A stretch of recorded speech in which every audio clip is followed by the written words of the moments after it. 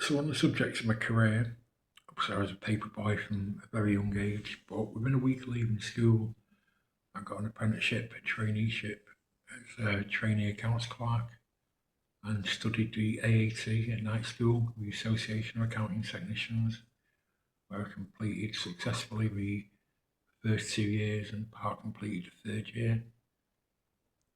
I worked in Simply in Altrincham at J.A. Payne, let construction. We had offices in Kendal and Barrow.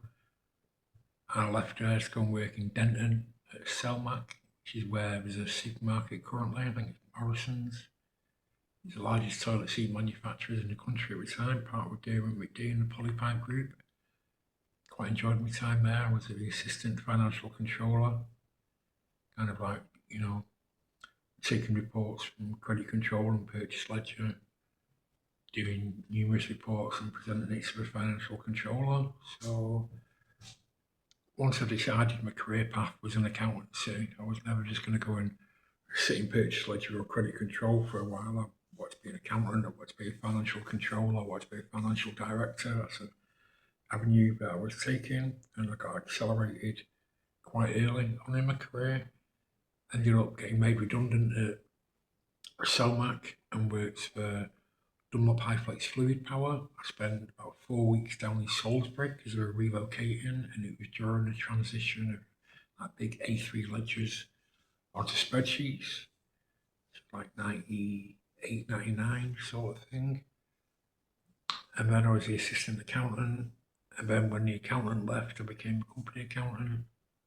And after negotiating a mobile phone contract for over 100 phones, and I was promised money for saving company money, which I did. I saved us thousands, never got a bonus.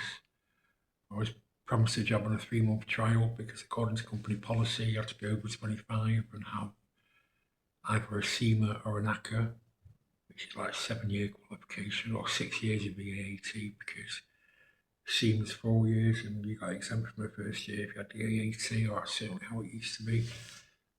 With a mobile phone company that negotiated a deal with GCIcom, I left the company, Dunlop. Well, the longest shift I've ever done was over 30 hours because as the accountant, I had to get like an MR pack, so the first 10 working days of the month were extremely busy, and the rest of the month, it's like take it easy, really. Yeah. And I worked all the way through from like 9 o'clock in the morning, all the way through till the next day. And the financial controller, let's just get the year end audit in, as a deadline.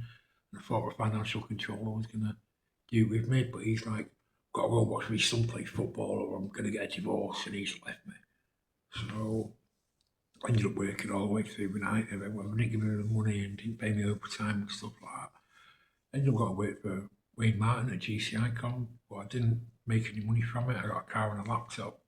But my intention was to bring down Vodafone as I go up at Entity because I sponsored Man United and put his GCI logo on a Manchester City shirt. If you type in gcicom.net, you'll see it's another website, but never made any money, had no further association.